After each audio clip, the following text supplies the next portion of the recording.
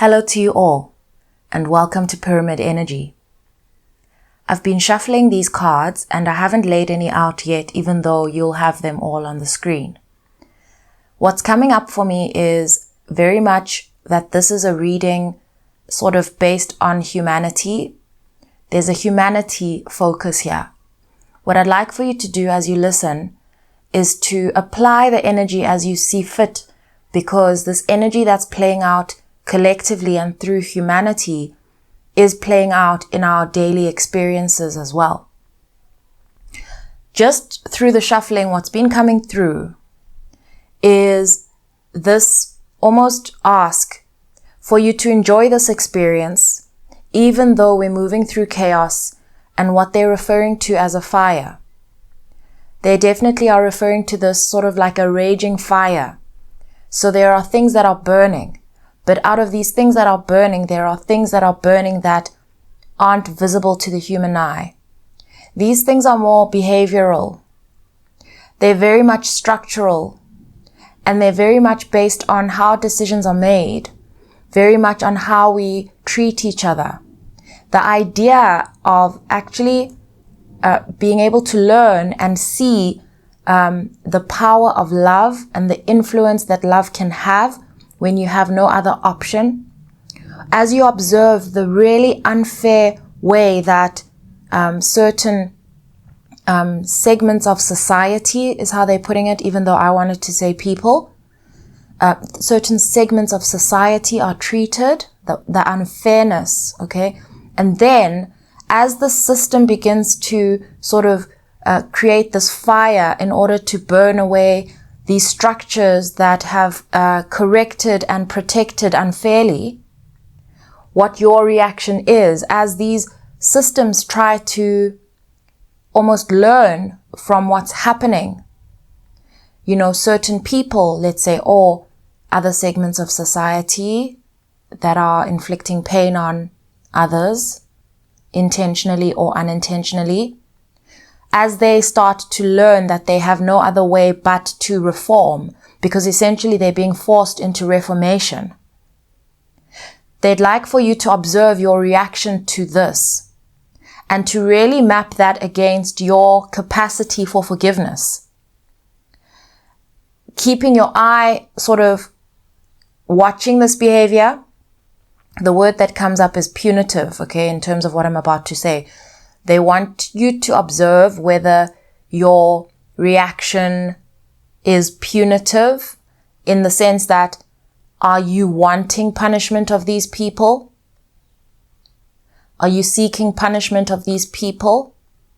This is a question to sit with, because that is a reflection of your capacity to forgive. What they actually, this is a weird thing for me to just say, but I'm going to say it straight because that's how it's coming out. This is actually saying, can you forgive? Have you perhaps made yourself the judge without realizing? This idea of wanting justice. How does justice actually play out for you? Does justice play out, and I feel my throat sort of closing. Does justice play out for you? The type of justice you envision, does it play out in the form of punishment? Or could it also play out in the form of behavioral correction? Okay, so what they're actually saying is we need to become more open to the idea that people's and systems and certain segments of society, that they're that their behavior can actually correct. They're doing this to make room. Okay, so even where maybe there are those of us who are waiting for certain punishment to take place or not, or waiting for justice to sort of correct certain injustices in a way that you've pictured before, are you willing to make room for love to bring justice in a more gentle and corrective way that brings more balance into society rather than the way that injects even more negative karma into society and humanity. That's an interesting message. I didn't expect that. What they actually started by showing me, and I've got the Diamond Radiance card here under the deck. What they're showing me is they're sort of bringing the picture of sort of the darkness and the light coming together to form something new, rather than this idea of eradicating darkness. And so that what they're showing me is when you are looking at your inner world, your shadow and your light, and how you have integrated your shadow into your light. They are showing me, and how you've learned from your shadow. They are showing me that there is a dissonance between how you regard yourself and how you apply these theories to yourself, and how you've been applying them to the whole. Because the whole, okay, is also represented by this integration of darkness into light. The integration of both of these things. This is how this resilience is born. This is how this clarity is born. This is how it's sort of nurtured through lessons from your shadow. And so the collective of humanity, and now I'm not referring to the collective that, here on YouTube we like to refer to ourselves as the collective, those of us who are doing the work consciously. However, a collective actually of humanity is absolutely every single human being regarded as one, the way you would look at the earth from a distance. And so this collective, this entire collective, without selecting the conscious from the unconscious, this is actually how more conscious people are born. How consciousness is born into awareness is through learning. And it's love that is the lesson, not punishment. For clarity, when I mentioned cognitive dissonance, and this is for anyone who may not be familiar with that term, this is now Khunzi's explanation, not a Google one. But it's essentially when, you are behaving in a way that opposes, that goes against what you know.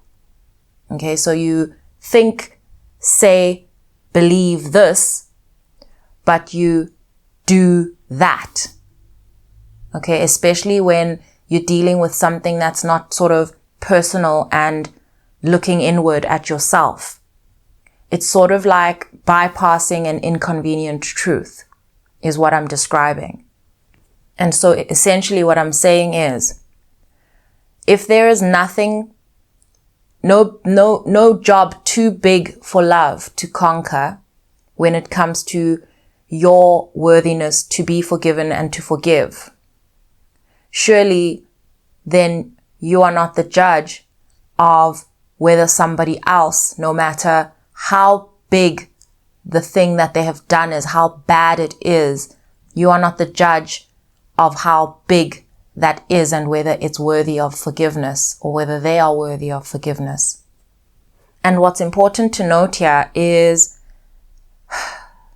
that it's the system that has been injected with so much love that is no longer allowing a lot of this bad behavior, and that is bringing a lot of this bad behavior to light.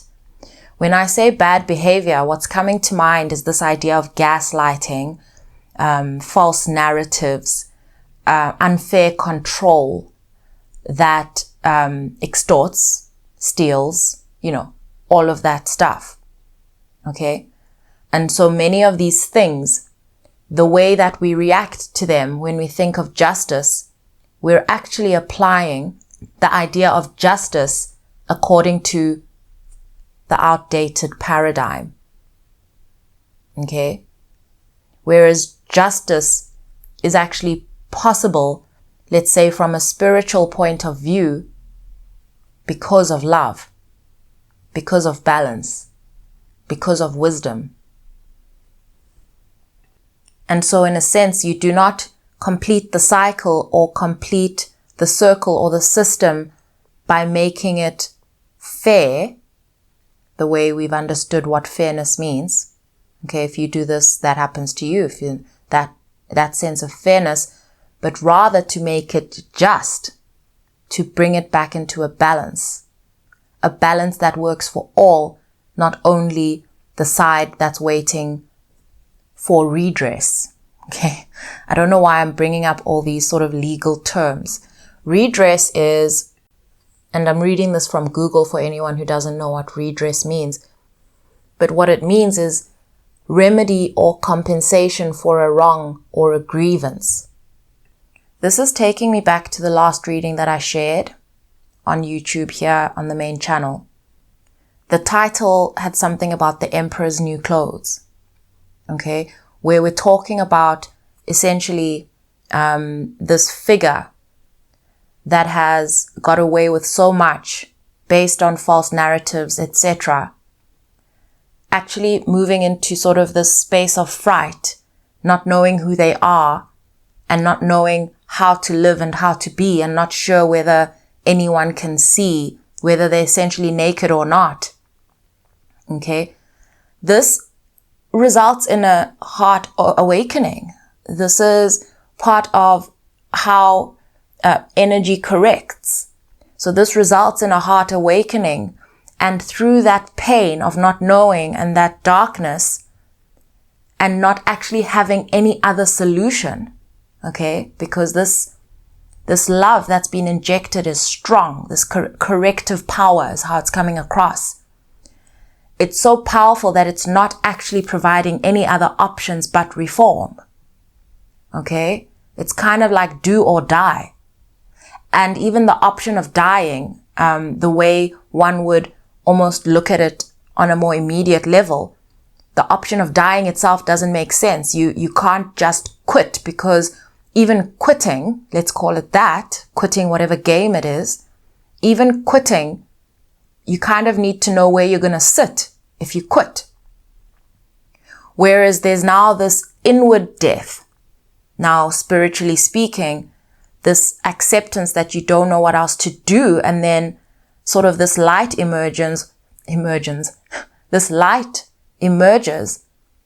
with a final option, which was always there all along. And so then what question comes up is, what if I try this option? And that is where these individuals, these structures and these systems that have got away with these things for so long, and through this heart awakening, okay, it's like, this is rough. This is a rough awakening. It's like existential level awakening. They realize that they're at your mercy. Okay? They realize they're at your mercy. And so what's happening right now, as through this channeling, is almost this ask of you, not to request, but to ask you to look at yourself and consider your capacity to forgive. What's coming up for me here is, it's almost like, similar to the last reading, I feel like I'm switching positions to sort of, so far I've been sort of looking at this from a higher perspective, non-judging and asking the questions, but I'm sort of falling into your view. And I hear your question being, oh, so the work falls on me again. The work falls on me again. So the answer to that rhetorical sort of whatever that was, consideration, is everyone's doing the work. The types of work we're doing are different. Yours is very much initiatory, is how they're putting it. Like you're an initiator. It's your level of awareness that gives you even more responsibility. It's also your level of awareness that creates these repercussions on the other end. Okay, so now with your responsibility growing from the impact of your work, the ask is also growing. The responsibility is also growing. and the need to look at oneself and really ask. This is not actually a difficult ask.